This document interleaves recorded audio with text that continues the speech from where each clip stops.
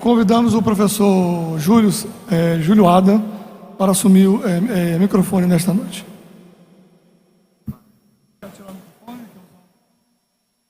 Pode, só o pedestal, sim.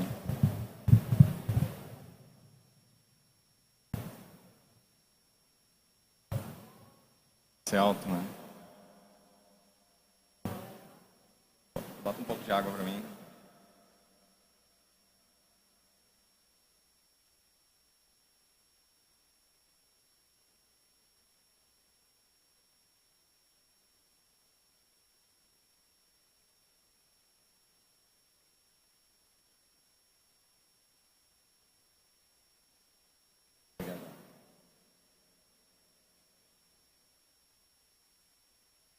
Graça e paz da parte daquele que era, daquele que é e daquele que há de ser o nosso Senhor Jesus Cristo.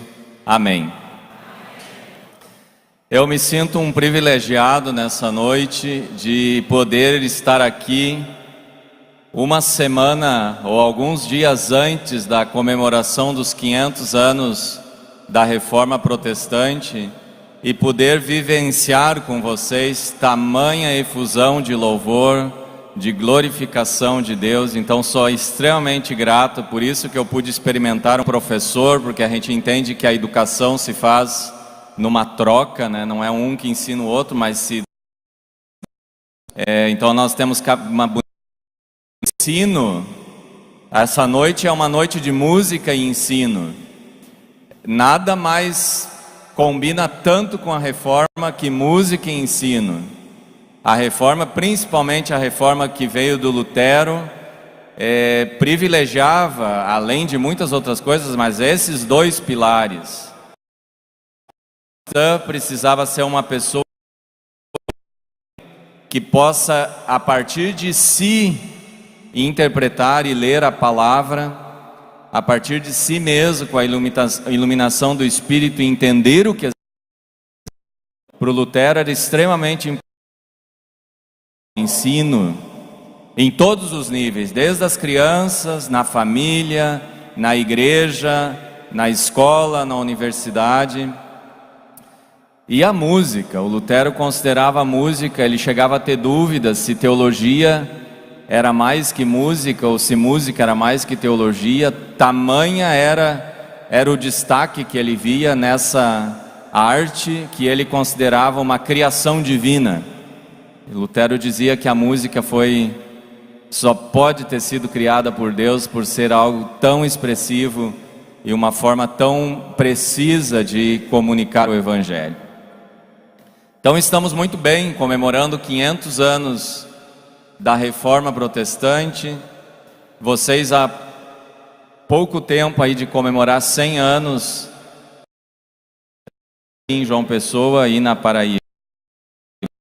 Um momento de muita gratidão a Deus e um momento justamente da gente se abastecer disso que a Reforma nos deixou. No caso aqui nós, a música e o ensino, o estudo. Eu tenho um texto que eu vou ler, os luteranos leem muito, os pentecostais são muito mais livres para falar e para expressar. Eu, como luterano, desde de nascimento, aprendi muito essa coisa mais dos textos, de ler, de ficar muito concentrado no texto. Então eu vou ler o texto. As pessoas que estão participando do curso do Centro de Estudos Teológicos, aí vão ter o texto completo lá. Eu não vou ler todo aquele texto, não preciso ficar preocupados. Eu selecionei algumas partes do texto e com certeza vou também falar algumas coisas enquanto vou falando. Aí está o título dessa palestra, o título um pouco diferente do título do artigo: Lutero e a pregação evangélica, um estudo a partir de Martim Lutero. Então nós vamos hoje falar muito desse monge, desse ministro de Deus chamado Martim Lutero. Lutero redescobriu a centralidade da palavra de Deus para a fé, para a vida da igreja, consequentemente o seu impacto na sociedade, uma vez que a palavra de Deus sempre causa algo quando ela é ouvida e quando ela é experimentada. Quando a gente ouve a palavra de Deus no hino, por exemplo, ela é muito mais experimentada. Quando a gente ouve, como a gente ouviu aqui no início, nessa noite, ela é ouvida. E para o Lutero, era muito claro que a palavra causa algo em quem ouve, sempre vai causar algo. Que seja não entendimento, que seja talvez uma negação no primeiro momento, isso também é uma forma da palavra impactar. A pregação evangélica é sempre para o Lutero uma presença real. Ele usava uma expressão em latim, dizia viva vox do Evangelho. Viva a voz do Evangelho. A pregação da palavra é como se a gente trouxesse Cristo para dentro da vida da pessoa que ouve a pregação. Presença viva no meio da comunidade, presença viva de Cristo no mundo. Olha a grandeza disso. A palavra pregada, ela traz Cristo real, vivo, para dentro da vida daquela comunidade, daquelas pessoas que ouvem. Ela é como a chuva, a palavra sempre deixa suas marcas antes de voltar a ser chuva. A gente pensa, hoje está chovendo, né? A chuva cai, ela vai deixar sua marca na terra, vai voltar para as nuvens, e com base aí na escritura, Lutero diz, a palavra ela faz exatamente isso. Ela, como a chuva, ela sempre vai marcar onde ela cai, ela deixa alguma marca antes de voltar a Deus de novo, ou voltar às nuvens. Essa é a principal base para pensarmos a homilética. A homilética é o estudo da pregação que irá desenvolver-se a partir da reforma protestante do século XVI. O púlpito das igrejas era uma importante fonte de informação e a prédica um dos principais meios de divulgação da redescoberta teológica feita por Lutero, de que Deus salva exclusivamente por sua graça, como nós muito bem ouvimos aqui na música. Castelo Forte foi muito claro, essa graça é o único meio de salvação através da fé em Jesus Cristo. A fé é justamente o acesso a essa graça de graça que Deus nos presenteia. O ministério da pregação da palavra é o meio através do qual a fé é criada, mantida, articulada, colocando em prática concreta a proposição de Romanos 10:17, a fé vem pela pregação e a pregação pela palavra de Cristo. Se não existe pregação, não existe fé, não existe igreja, não existe o que nós estamos vivendo aqui. Então a gente vê aí a preponderância, a importância da pregação para o Lutero. Eu pediria para o Elias lá então passar a estrutura. Nós vamos trabalhar 4 pontos. Primeiro nós vamos falar um pouquinho mais sobre como Lutero entende palavra e pregação. Uma mudança hermenêutica. A hermenêutica é uma área que estuda a interpretação. Então o Lutero teve uma interpretação diferente. O pastor Eduardo falava antes, ele era um monge católico, estava preso dentro daquele sistema católico, entendeu e percebia Deus a partir de uma perspectiva católica, de muito medo. Deus era extremamente castigador, a pessoa jamais conseguia agradar a Deus. Quanto mais a pessoa tentava chegar perto de Deus, mais distante a pessoa ficava de Deus. E o Lutero então descobre uma nova hermenêutica, uma nova maneira de ler a palavra. É a nova hermenêutica, a nova leitura que faz ele fazer toda a reforma. E o entendimento que Lutero vai ter de palavra tem justamente a ver com essa nova hermenêutica, essa nova maneira de entender a interpretação. O segundo ponto, a homilética de Lutero, como Lutero entendeu a pregação evangélica. Então como é que ele sugere que as pessoas preguem, que os pregadores preguem ou não preguem. Então nós vamos trabalhar um pouquinho isso. No ponto 3, falar um pouco do Lutero como pregador. Como é que será que era esse pregador? Era um bom pregador? Vamos falar um pouquinho disso. E por fim, então, algumas consequências para nós 500 anos depois aqui no Brasil. Então podemos deixar a estrutura aí, enquanto vou falando eu vou sinalizando esses pontos. O ponto 1, refletir sobre a pregação e a homilética da Reforma implica em investir na compreensão de Lutero em relação à palavra de Deus. A pregação foi um dos principais pilares da Reforma, tanto que igrejas oriundas desse movimento até hoje são chamadas igrejas da palavra. A importância da pregação advém, entretanto, de uma nova compreensão hermenêutica, uma nova maneira de entender a própria palavra de Deus. Um professor meu, chamado Edson Streck, diz: a grande mudança que a Reforma traz não se relaciona em primeira linha ao campo da homilética, mas da hermenêutica. Então Lutero não mudou em primeiro lugar a pregação em si, ele mudou a pregação porque ele entendeu a palavra a partir de uma outra ótica. Aí tem uma citação de: segundo o pensamento da Reforma, essa era a grande descoberta, Jesus é o centro da Escritura. A justificação do pecador por fé como palavra última de Deus perpassa toda a Bíblia, marca cada texto.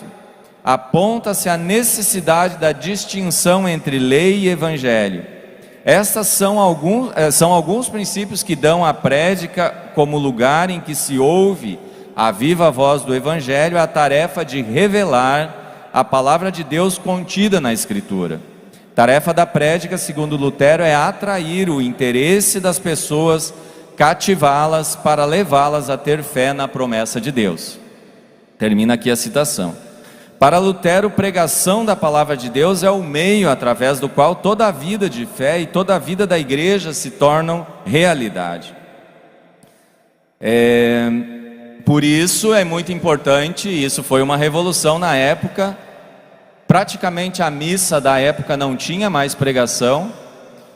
Se tinha, praticamente era feito em latim, a maioria das pessoas não entendiam.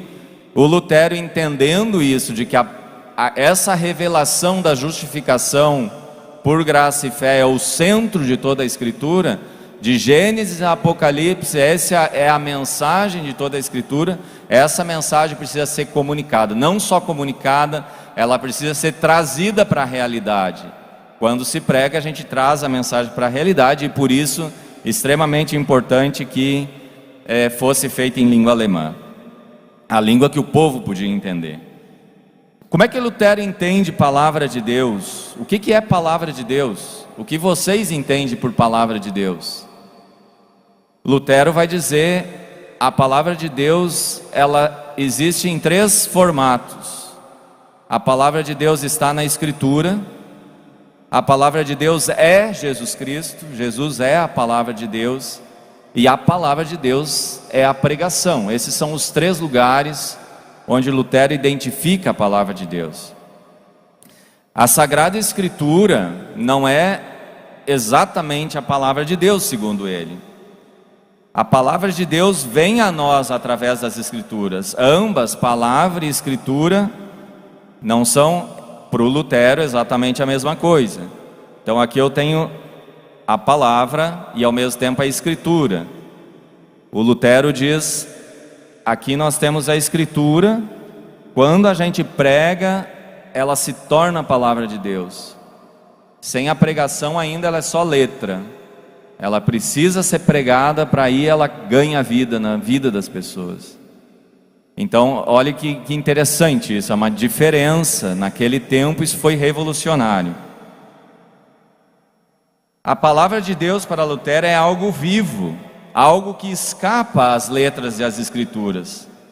A palavra é Cristo e seu Evangelho. Isso é o critério para todas as coisas. Vocês já devem ter ouvido, nós luteranos ouvimos muito, que o Lutero dizia que a epístola de Tiago devia ser queimada. Já ouviram isso? Ele chamava a epístola de Tiago, que fala das obras, das boas obras, uma carta de palha. E ele dizia, isso não deveria ser tirado da Bíblia. Imaginem a ousadia. Por que o Lutero faz isso? Justamente porque ele entende que a palavra de Deus, Jesus Cristo, como critério, está acima da própria Escritura. A palavra questiona a própria Escritura. a ponto de apontar na Escritura aquilo que, de alguma maneira, talvez não é exatamente o que Jesus Cristo é. Isso daria muito para nós refletirmos e pensar. Essa ideia de que Escritura e palavras são a mesma coisa. A Escritura também é palavra de Deus, mas muito mais no sentido de que na Escritura está contida a palavra de Deus que precisa da pregação.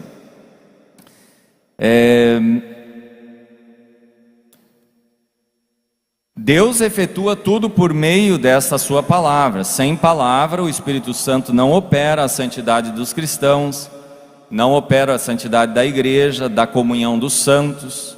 Sem a palavra não há unidade, sem a palavra a igreja fraqueja, sem a palavra a igreja não pode servir de orientadora, pois a igreja é gerada pela palavra, é alimentada pela palavra, é fortalecida pela palavra. Essa é a citação de um outro professor chamado Martin Dreher.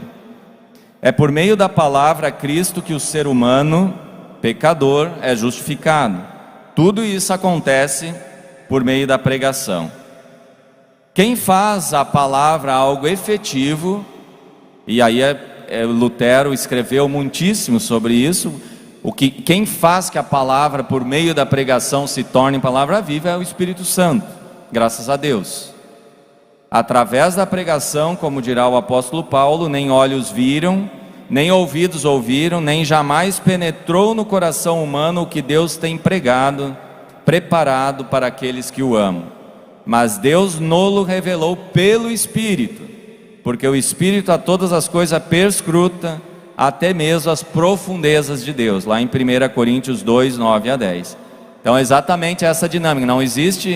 Não é o bom pregador que vai fazer com que a palavra seja viva na vida das pessoas, não é o texto sozinho que vai fazer que a palavra de Deus seja viva nas pessoas, é totalmente graça de Deus através da ação do Espírito Santo por meio da pregação da palavra. O resultado da pregação evangélica jamais será obra isolada da pessoa que prega, mas tão somente a ação do Espírito por meio daquilo que o reformador irá chamar de dinâmica do Espírito. É o Espírito que devolve a vida ao Cristo encarnado nas Escrituras, tornando a palavra de fato viva no ouvido de quem ouve a pregação. Ele é o Espírito Santo, é quem faz a ponte entre a distância temporal que se escancara entre nós, hoje o Cristo encarnado, tornado presente para nós na salvação. O Espírito distribui a nós a ventura conquistada por Cristo. Assim a pregação acontece em coerência com a ideia maior da reforma, onde a ação é sempre a ação de Deus por nós, sempre a ação de Deus por nós. Nós reagimos àquilo que Deus faz, bem em compreensão luterana, é sempre Deus que age, é Deus que nos alcança, é Deus que nos dá Jesus Cristo, é Deus que nos fala por meio de sua palavra, é Deus que nos desperta a fé, é Ele que nos sustenta a fé. Nós simplesmente reagimos a tudo isso que a dinâmica da palavra e do Espírito vão causar em nós. Partindo dessa compreensão, a pregação não é um instrumento para dar recados, para informar, para estabelecer regras, para a gente fazer depois do culto somente, para a vida que vem amanhã, no dia seguinte, mas a própria prédica, o próprio sermão, quando a gente ouve ele já é a audição da palavra de Deus. E vocês, da Assembleia de Deus, vocês fazem muito isso. Na igreja luterana não tem isso. E para vocês deve ser muito estranho se vocês vão numa igreja luterana. Quando o pastor prega, vocês pregam junto. Vocês dizem aleluia, glória a Deus, amém, Senhor. Isso exatamente, a palavra não é uma coisa que a gente ouve como uma aula ou como essa palestra, e daí depois eu vou pensar sobre isso, vou ver o que eu faço. A palavra causa algo no momento que se ouve, e vocês vivem isso, então é muito lindo realizar isso. O Lutero ficaria mais feliz com essa prédica do que com as prédicas dos próprios denominados hoje luteranos, tem que admitir. A pregação é o momento de ouvir, então, essa viva voz, a experiência, o que se ouve durante o tempo que dura a pregação está no primeiro plano, que vem depois vai ser consequência. Portanto, no sermão estamos diante de Cristo, tecendo a história da salvação no aqui e agora. Olha que interessante isso. No sermão, o sermão não deveria ser um falar sobre a salvação. O sermão é uma forma de salvar, é a salvação. Não é falar sobre perdoar, é perdoar. No sermão não é fazer teologia sobre a graça, mas é vivenciar a graça. Não é relatar sobre a ressurreição, mas sim experimentar a ressurreição na vida da pessoa lá sentada ouvindo. Na dinâmica do já, então algo que a gente já experimenta agora, mas que espera para experimentar em plenitude na eternidade no reino de Deus. Nós vamos passar agora para o ponto 2. Então essa era a primeira compreensão que ele tinha de palavra de Deus, para a gente conseguir ir adiante. Então, tendo essa compreensão, essa na verdade é a mudança que o Lutero faz na sua época. A gente vai para o ponto, como é que ele entendeu, como é que ele sugeriu para as pessoas pregarem. Preciso de uma água.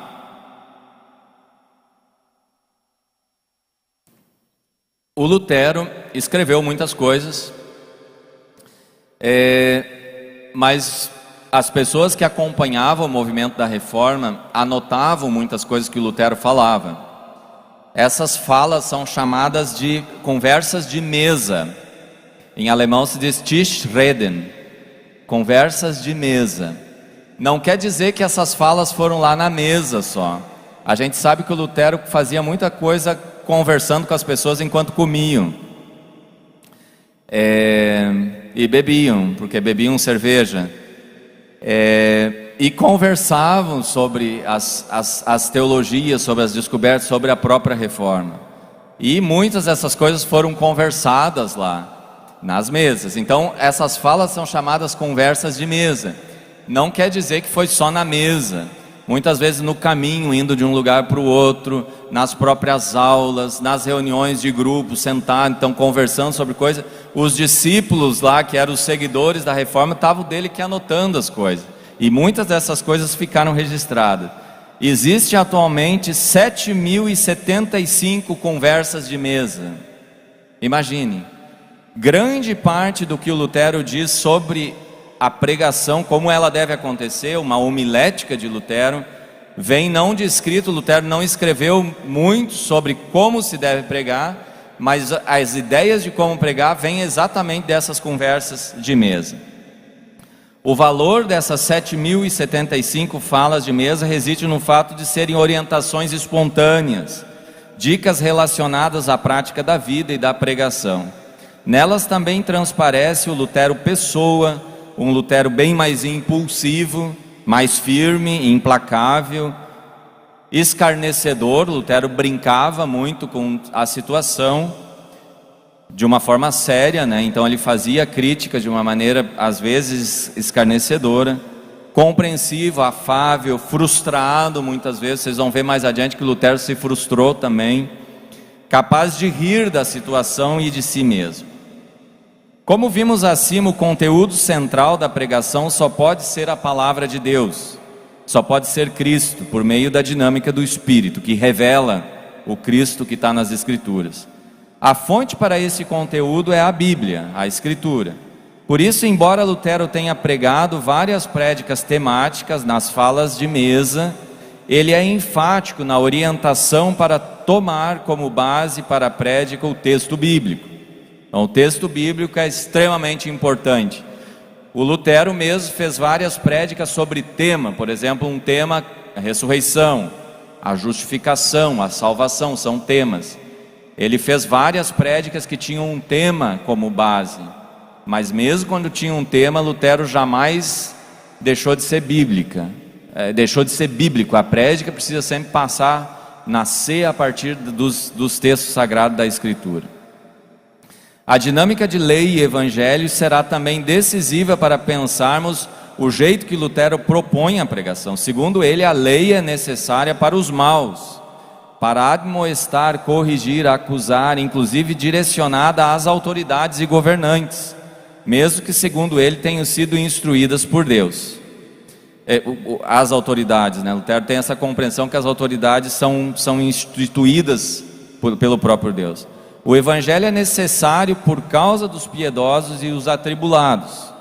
A dinâmica de lei e evangelho é, portanto, mais do que apenas um modelo estrutural de prédica, mas recapitula a inteireza da Escritura e da própria vida humana. Então, o Lutero usa essa dinâmica, lei e evangelho. Toda a Escritura, ela é composta de lei e evangelho.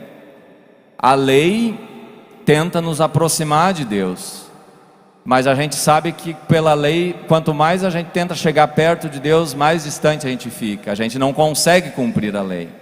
A lei mostra o nosso fracasso de conseguir a salvação. A gente não consegue. A gente só se dá conta pela lei o quão distante estamos de Deus. E o evangelho, que é Jesus Cristo, justamente vem em nosso socorro e diz: mesmo que você não consegue, mesmo que a pessoa não consegue cumprir a lei, Jesus Cristo está lá e diz: eu cumpro a lei, e eu me coloco à tua disposição, eu faço a salvação que o ser humano nenhum conseguiria fazer, de graça, sem que a gente precise fazer nada. O Lutero dizia que numa prédica, num sermão, a gente deveria dividir em 4 partes. As 3 partes primeiras a gente deveria falar da lei e do inferno, e mostrar para as pessoas que ouvem o quanto elas estão perdidas, o quanto elas não conseguem chegar até Deus, o quanto a salvação está longe delas, o quanto elas vão ser castigadas, o quanto a herança, aquela única herança que elas têm, é o inferno, é a condenação. 3/4 da prédica, lei, para que os crentes ouvindo, eles pensem: meu Deus, eu tô perdido, eu não consigo.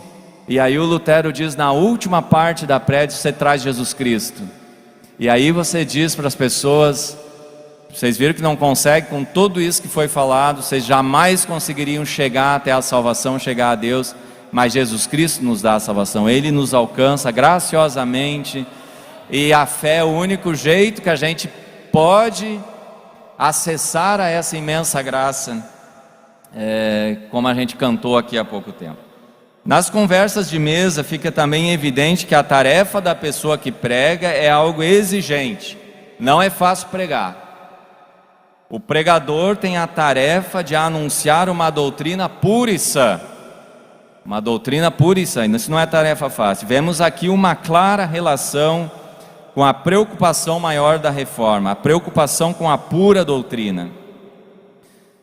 A igreja, segundo Lutero, a pergunta o que é a igreja para Lutero, é o lugar onde a palavra é pregada e os sacramentos, a ceia e o batismo são ministrados corretamente. Então, aí a gente vê a função do pregador justamente é garantir que essa pregação pura e correta aconteça. A prédica será, portanto, o espaço por excelência onde isso acontece. A pessoa pregadora é porta-voz dessa incumbência. Por isso, segundo o reformador, olha, isso é agora o Lutero falando, um bom pregador deve ter as seguintes qualidades e virtudes. Primeiro, deve saber ensinar direito e corretamente. Segundo, deve ter boa cabeça. Terceiro, deve ser bem articulado. Quarto, deve ter boa voz.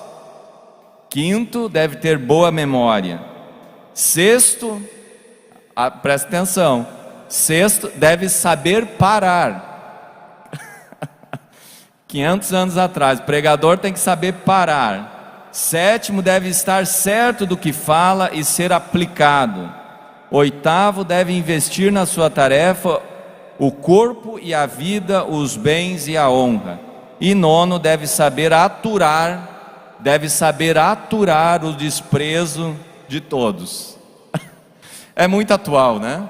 É muito atual. 500 anos se passaram e a gente pode pegar essas regras e dizer: isso aqui tem uma riqueza imensa para a gente pensar a pregação. Quanto ao contexto, Lutero está muito preocupado com a audiência, está muito preocupado com a comunidade. Por isso faz uso de uma linguagem comum, uma linguagem cotidiana, uma linguagem simples, a linguagem do povo. Fala do jeito que o povo fala. uma linguagem corriqueira, usa o alemão, que era uma língua desprezada na época, latim era a língua chique, tratando de temas relacionados às grandes questões da vida e da fé, da salvação das pessoas, em oposição aos chamados por ele, então, os hereges. Lutero reforça veementemente que a perspectiva do ouvinte é um dos fatores determinantes da prédica. Bom pregador é aquele que conhece bem os seus ouvintes e considera os ouvintes, leva em consideração os ouvintes, primeiro tentando falar de uma maneira que os ouvintes possam entender. Por isso, faz-se necessário conhecer a realidade em que as pessoas vivem, conhecer a vida das pessoas, conhecer onde elas trabalham, também conhecer a índole humana, com todas as suas glórias e suas cruzes. O pregador, isso é frase de Lutero de novo, o pregador é como um marceneiro, seu instrumento é a palavra de Deus. Entre os ouvintes da pregação há pessoas diferentes e de diversos tipos, por isso o pregador não deve cantar sempre o mesmo canto e ensinar sempre da mesma maneira. Dependendo dos ouvintes, deve ele, conforme a circunstância, ameaçar, atemorizar, repreender, advertir, mas também reconsolar e reconciliar. Termina aí a citação do Lutero. Deve-se ainda dizer, com base nas conversas de mesa, que Lutero é pouco otimista em relação aos ouvintes. Ele não é muito esperançoso em relação à audiência, à comunidade que ouve. Segundo o reformador, muitos dos ouvintes são presunçosos e creem já saber tudo sobre a fé, inventam e imaginam uma fé própria, vivendo, pois, em grande segurança e pensando que já estão salvos, graças à sua obra e os seus feitos. Já outros pensam que precisarão de tal conhecimento apenas na hora da morte. A pessoa ouvinte é profundamente marcada pelo pecado, o Lutero vai dizer. O pecado é marca de todo ser humano, e por mais que o ser humano consiga lidar com o pecado, o Adão, ele diz, Adão é um bom nadador, ele consegue sair do batismo e sempre de novo dá o golpe no ser humano, ele deixa o pecado de novo atravessar a vida e atrapalhar a relação da pessoa com ela mesma e principalmente com Deus. O pregador deve conhecer o mundo muito bem e reconhecer que ele é desesperadamente mau, propriedade do diabo, na melhor das hipóteses. Por isso, segundo Lutero, o ser humano não tem a mínima disposição para ouvir aquilo que é central do Evangelho, a justificação pela fé. Assim dirá Lutero. É um sinal seguro de que eu digo, e é o seguinte: quando se prega sobre o artigo da justificação, o povo fica dormindo e tossindo, mas quando se começa a contar histórias, exemplos, aí esticam as orelhas e ficam quietinhos e ouvem com toda atenção. 500 anos atrás. Então, contar a história, ele diz, daí o povo escuta, gosta de ouvir história. Mas quando vai direto na palavra, na justificação, na fé, aí ficam tossindo e bocejando, olhando para o relógio. No tempo não tinha relógio, né? Hoje olha para o relógio, o pastor está falando coisa que eu não estou muito afim de ouvir, né? Quanto ao método de como pregar, Lutero oferece várias orientações nas suas conversas de mesa. Segundo ele, a pessoa pregadora tem sobre si uma tarefa impossível. Por isso a oração no preparo da prédica é muito importante. Prédica é um exercício de espiritualidade, de devoção, de oração para poder pregar. Não é algo acadêmico da exegese, da hermenêutica, é exercício espiritual. Isso é difícil dizer para os alunos, né? Quem ensina aqui pregação sabe quanto difícil é a gente ensinar isso, que pregação tem a ver com a espiritualidade, com a fé de fato da pessoa. A oração no preparo da prédica é muito importante. Além disso, pregar exige preparo. Primeiro, aprenda a subir, fala do Lutero, aprenda a subir no púlpito, aprenda a subir nesse lugar aqui. Segundo, saiba aguentar algum tempo lá em cima. Terceiro, aprenda também a descer outra vez. Termina a fala do Lutero. O pregador deve saber exatamente o que quer dizer, conhecer o assunto, tomar uma ideia, permanecer nela e explicá-la bem. Só depois de saber bem o conteúdo é que a pessoa deve se preocupar com o jeito, com a arte, com que vai pregar. Lutero também irá falar sobre a brevidade, a capacidade de parar de pregar, como a gente já falou antes. Algo difícil para pregadores da Reforma, de ontem e de hoje. Como irá muito bem observar o Melanchthon, que é o livro aí que o pastor Eduardo anunciou. Os pregadores luteranos aprendem todos de Lutero como pregar e repreender, mas que não conseguem aprender dele é parar. Então pregam muito, mas não têm muita capacidade de pregar em menos tempo, ou no tempo ideal, o tempo adequado. Vocês imaginem, igreja 500 anos atrás, as prédicas de Lutero duravam 1 hora mais ou menos. Então quando ele está dizendo para pregar pouco, é mais ou menos 1 hora, que não é pouco para nós. Grande parte das pessoas ficavam de pé na igreja. Os bancos foram colocados muito depois na igreja. Então vocês imaginem as pessoas, a missa, o culto durava 3 horas, mais ou menos 3 horas, pessoas de pé, só a prédica durava em torno de 1 hora. Então esse é o contexto dessas coisas que a gente está vendo. Claro que a gente vai adaptar isso para hoje, não é para os pastores aí, não vamos pregar 1 hora, né? Às vezes é 1 hora, mas não precisa ser 1 hora. A gente pode pregar em meia hora, em 40 minutos, muito bem, desde que a prédica realmente consiga fazer isso que ele está dizendo aqui, que é o objetivo da prédica. O pregador deve ser capaz de ensinar as pessoas simples e iletradas de modo singelo, arredondado e correto, pois ensinar é mais importante do que admoestar. Temos que ser amas de leite, temos que ser como mãe que dá de mamar ao filhinho, balbucia e brinca com ele, dá-lhe o peito de mamar e não pode dar vinho nem bebida forte. Eu sou inimigo ferrenho daqueles que nas suas prédicas se orientam pelos ouvintes importantes e eruditos. Então prega para aquelas pessoas importantes da igreja e não pelo povo em geral. E a esse não dão atenção. Dizer muito com poucas palavras, de modo correto e breve, é uma arte, uma grande virtude, mas dizer nada com muita conversa é idiotice. Fala do Lutero. Sabendo também da difícil tarefa de pregar, Lutero ainda chama a atenção para a tentação que os pregadores enfrentam. O orgulho e o desespero são as 2 tentações. Ele chama a atenção para muitos pregadores arrogantes que se sentiam donos da verdade e academicamente superiores, e por outro lado ele lembra dos pregadores que sentem medo. A esses ele dá conselhos, reconhecendo ele mesmo seu medo. E aí o Lutero falando: quando subo ao púlpito, não olho para pessoa alguma, fico pensando que só tenho tocos à minha frente, e dou um jeito de entregar a palavra do meu Deus. Então o Lutero também tem medo de pregar. Isso é extremamente libertador para nós. O medo faz parte da pregação, e reconhecer esse medo justamente é um jeito da gente ver a grandeza daquilo que a gente tem a tarefa de fazer. Por fim, o reformador chama a atenção para a pretensão de perfeccionismo por parte das pessoas que pregam.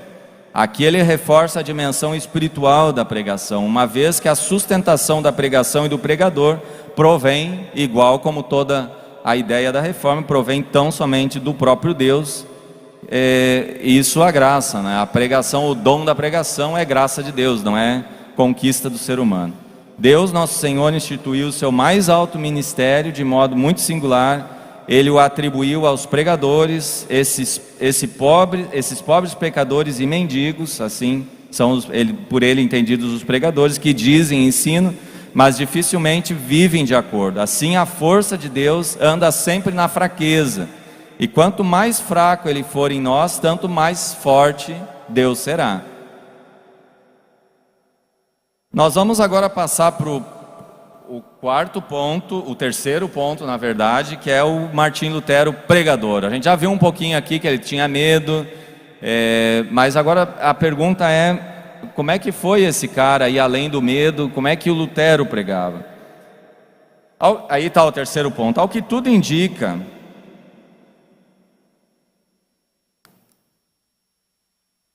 Ao que tudo indica, Lutero foi um bom pregador. Ele iniciou seu ministério de pregação no mosteiro dos agostinianos, do qual fazia parte. Mais tarde, começou a ser convidado por sua ordem, os agostinianos, para pregar nas redondezas, em outras regiões, e ainda mais tarde o conselho da cidade de Wittenberg o encarrega para pregar na igreja municipal de Santa Maria, assim se chama a igreja até hoje. Com o desencadeamento do movimento da Reforma, sabe-se que Lutero é chamado com muita frequência para pregar. Ora, se não pregasse bem, provavelmente não seria chamado. Ele é chamado com muita frequência para pregar. Como vimos acima, a prédica foi um dos principais recursos para a proclamação e a divulgação das ideias da Reforma. O sermão, O sermão foi uma ferramenta importantíssima, o sermão e a música, para conseguir levar a Reforma adiante, as ideias da Reforma, principalmente numa população onde muitos não sabiam nem sequer ler. Se considerarmos a pregação em sua compreensão ampla, podemos dizer que toda a vida do reformador, na igreja, na vida pública, na vida doméstica e na sua ampla obra, escritos, catecismos, as teses, hinos, cartas, documentos, confissões, orações, sermãos, liturgias, orientação, são uma grande e única pregação. Então a gente poderia dizer que nós temos pregação em tudo que Lutero nos deixou como legado da Reforma. De forma mais restrita no que se refere ao púlpito, Lutero não pregou pouco. Os números surpreendem. Sabe-se que ele pregava várias vezes na semana, havendo inclusive relatos de que ele pregava até 4 vezes no mesmo dia, em torno de 1 hora cada prédica, cada sermão. Estima-se que Lutero tenha pregado 4.000 a 10.000 vezes ao longo de sua vida, tendo deixado um legado de em torno de 2.300 sermões que permaneceram escritos. Lutero mesmo assim descreve sua árdua tarefa, e o Lutero falando: tenho pregado aqui por 24 anos, caminhei até a igreja tantas vezes que não seria surpresa se eu tivesse gasto totalmente não apenas meus sapatos no calçamento da rua, mas também meus próprios pés, indo e voltando para a igreja para o exercício da pregação. É muito provável que as prédicas que temos hoje atribuídas a Lutero sejam versões retrabalhadas a partir de tópicos que Lutero usou nas suas prédicas. Então a gente tem estudos para isso que dizem esses 2.300 sermões que nós temos, que não tudo que está ali foi o Lutero que escreveu, mas muitas coisas foram pessoas que ajudavam ele, que iam reescrevendo ou reescrevendo aquilo que ele estava falando. Independente da extensão, as prédicas de Lutero são ricas em conteúdo, são teologicamente profundas e biblicamente bem fundamentadas. Isso sem dúvida por exigência do contexto da Reforma. Lutero colocou grande ênfase no conteúdo de suas prédicas ou sermões, porque era essencial ensinar aos seus ouvintes a teologia que estava forjando como reação às teologias dominantes lá daquele período da Idade Média. Pregar para o reformador não foi sempre algo fácil, apesar dele reconhecer o papel decisivo do sermão, não só para o movimento da Reforma, mas para toda a dinâmica da fé e da vida da pessoa cristã e da igreja. Há relatos de certa relutância de Lutero em pregar.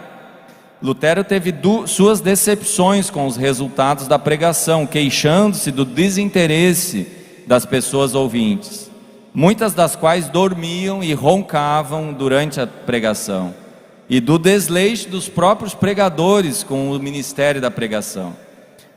Olha o que Lutero fez. Então ele ficou tão decepcionado com o povo e com o jeito errado que as prédicas eram feitas, que chegou a fazer greve.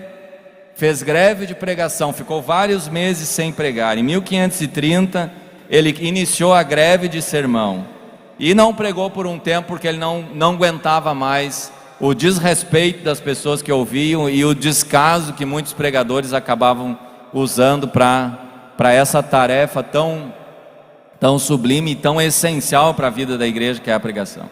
Ou seja, nem tudo foi sucesso na homilética de Lutero.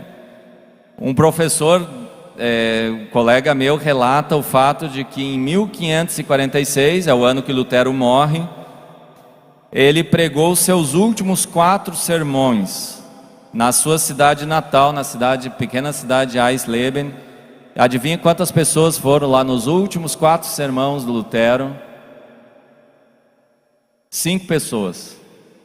Então, os últimos sermões, Lutero morreu vendo a igreja, 5 pessoas pregando. Então, realmente, a tarefa, aquilo que ele diz lá da tarefa de pregar como um desafio extremamente difícil, não foi fácil.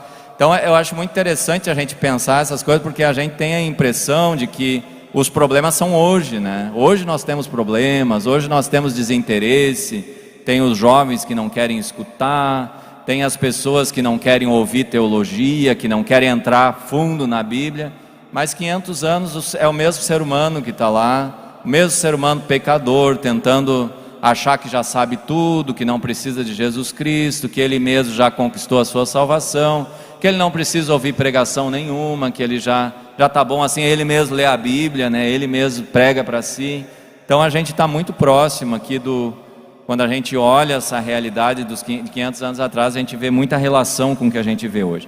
Esse seria o último ponto, o 5º ponto, consequências para o nosso contexto. Um pouquinho disso eu já estou falando. Às portas dos 500 anos da Reforma, cabe nos perguntar quais as consequências deste movimento. E a gente pegou hoje só Lutero, né? Vocês vão amanhã trabalhar Armínio. Então a grande pergunta que a gente coloca 500 anos depois é: quais as consequências para a nossa vida de igreja 500 anos depois? A mesma coisa nós podemos perguntar aqui: qual as consequências para a pregação evangélica cristã 500 anos depois? Sem dúvida, as contribuições de Lutero são muitas. Dificuldades e excessos apontados por Lutero, como a dificuldade de falar com simplicidade, de uma forma que cativa os ouvintes, despertando neles a fé, é algo também muito atual, e ele já percebia isso naquele tempo. A Reforma teve uma contribuição decisiva para o sermão e para a homilética em pelo menos 4 aspectos: o reavivamento do sermão, o sermão renasce lá, a igreja daquela época tinha matado o sermão reaviva, o papel da Bíblia como fonte e autoridade do sermão, o Evangelho como conteúdo da prédica, é o Evangelho que dá o critério, inclusive, para ler a própria Escritura. E 4, a relação entre a pessoa que prega e o povo. Então, a pessoa que prega, ela não está isolada das pessoas que ouvem, ela precisa interagir com essas pessoas e tentar o máximo possível aproximar a sua pregação dos ouvintes.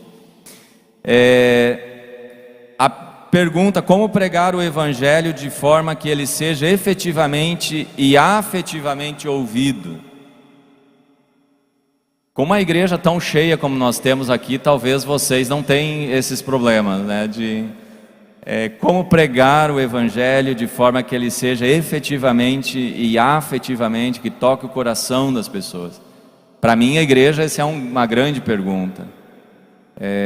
Como que a gente faz com que o Evangelho toque a vida das pessoas, fale a vida das pessoas, crie fé, desperte a fé na vida das pessoas e fortaleça a fé? Essa pergunta parece ecoar ao longo dos 500 anos da Reforma. Como a pergunta pode ser respondida? Se considerarmos o conteúdo, a forma e o contexto como pressupostos básicos a ser levados em conta para uma prédica que comunique adequadamente, me parece que o resgate do conteúdo bíblico do Evangelho de Jesus Cristo como palavra salvífica de Deus, como essa viva voz do Evangelho, que de fato é algo a ser veementemente levado em conta. O risco que se corre, porém, é que o sermão se preocupe demasiadamente com o conteúdo e com a teologia, tornando-se por vezes quase um retorno a uma certa ortodoxia, algo já perceptível em muitas das nossas igrejas. Então, às vezes, só a pura pregação, o conteúdo correto, ele ainda não garante uma prédica que de fato cause impacto na pessoa. A gente precisa encontrar outros recursos. Por exemplo, a música ajuda muito na pregação. O Lutero dizia que a música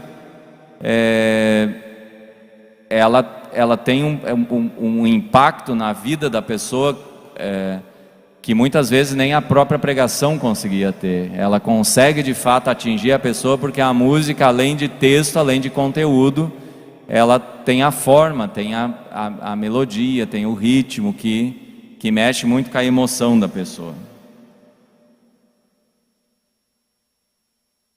A reforma sustenta uma pregação ao mesmo tempo que nos anima a reformar a própria pregação. Então, não existe uma reforma presa lá 500 anos atrás, é uma pregação que precisa sempre de novo ser reformada, ser atualizada, num permanente processo de reforma. Neste processo, mais e mais faz-se um desafio criar e engendrar um sermão e uma homilética, uma pregação que correspondam ao contexto e à cultura do nosso contexto, com as suas dores, com as suas necessidades, com as suas urgências. O ser humano que ouve há 500 anos é o mesmo ser humano, pecador, carente da graça de Deus, buscando sentido para a vida, o sentido que o Evangelho de Jesus Cristo possibilita e alcança. Então a tarefa continua, grandiosa tarefa, que Deus nos ilumine, que Deus nos oriente, que Deus através da sua própria palavra nos ensine, nos ajude a pregar de forma que o Evangelho seja a viva voz na vida de cada pessoa e na vida da nossa sociedade, na vida do nosso país, que tanto precisa do Evangelho como orientação para viver e promover justiça e paz. Obrigado pela atenção de vocês, que Deus nos abençoe, Deus abençoe e guarde hoje e sempre. Amém.